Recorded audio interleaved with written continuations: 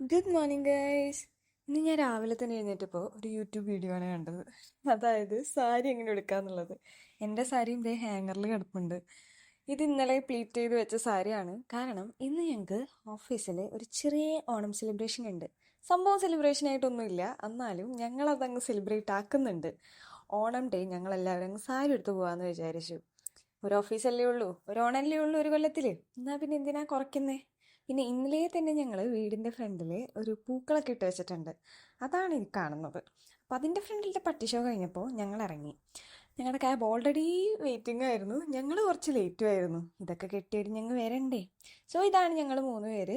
ഞാൻ മാത്രം സെറ്റ് സാരി ആയിരുന്നു. And finally the best part came. ഓണസദ്യ ഏർപ്പാടാക്കിയത് ഇങ്ങനെയാണ് വന്നത്. എൻ്റെ അമ്മ എല്ലാത്തിനും ഓരോ കുഞ്ഞു കുഞ്ഞു പാത്രം. ഇവിടെ ഞങ്ങളുടെ ചലഞ്ച് എന്ന് വെച്ച് കഴിഞ്ഞാൽ, ഇവിടെ ഞങ്ങൾ മലയാളികളെക്കാളും കൂടുതലുള്ളത് നോർത്ത് ഇന്ത്യൻസ് ആൻഡ് വേറെ കൺട്രീസിൽ നിന്നുള്ള ആൾക്കാരാണ്. അപ്പോൾ അവർക്കൊരു ഓണം എക്സ്പീരിയൻസ് കൊടുക്കലായിരുന്നു ഞങ്ങളുടെ ഇന്നത്തെ ടാസ്ക്. അപ്പോൾ ഇതൊക്കെ ഞങ്ങൾ കറക്റ്റ് അതിൻ്റെ ഒരു ഒതൻറ്റിക് രീതിയിൽ ഓരോ സ്ഥാനങ്ങൾ വെക്കുന്ന സ്ഥലത്ത് തന്നെ വെച്ച് ഓണം അവരെ കൊണ്ട് സദ്യ ആദ്യമായിട്ട് കഴിപ്പിക്കാനാണ് ഞങ്ങളുടെ പ്ലാൻ. ആൻഡ് അത്ര എളുപ്പമല്ലായിരുന്നു, കാരണം എല്ലാതും ഓരോരോ ബോക്സിലായ കാരണം കുറച്ച് ബുദ്ധിമുട്ടായിരുന്നു. ആൻഡ് ചുമ്മാ ഒരു ബോക്സ് എടുത്ത് കൊടുത്ത് നിങ്ങൾ എങ്ങനെയും കഴിക്കുക എന്ന് പറയുന്നത് ഞങ്ങൾക്ക് അത്രയ്ക്ക് അങ്ങോട്ട് താല്പര്യമില്ലായിരുന്നു. അത് കാരണം ഞങ്ങൾ തന്നെ വിളമ്പി കൊടുക്കാം ആൻഡ് കഴിക്കുന്നത് എങ്ങനെയാണെന്ന് പറഞ്ഞു കൊടുക്കുന്നതാണ് ഈ കാണുന്നത്.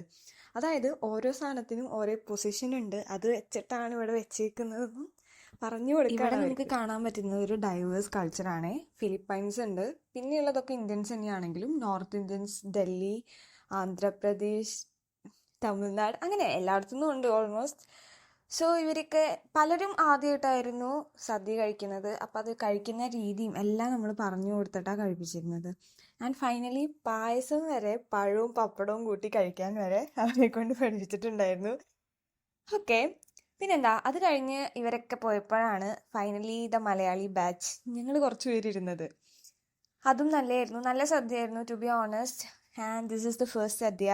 ദുബായിൽ വന്നിട്ട് കഴിക്കുന്ന ഫസ്റ്റ് സദ്യയാണ്, ഈ ഓണത്തിൻ്റെ ആദ്യത്തെ സദ്യയാണ്. And it's from our company and this is very very very special. And thank you for everybody. സാറിന് തന്നെ ഇതൊക്കെ അറേഞ്ച് ചെയ്തതിന് ആൻഡ് ഈ ഒരു ഓണം ഇത്രയും വാല്യുബിൾ ആൻഡ് മെമ്മറബിൾ ആക്കിയതിന്. Okay, by.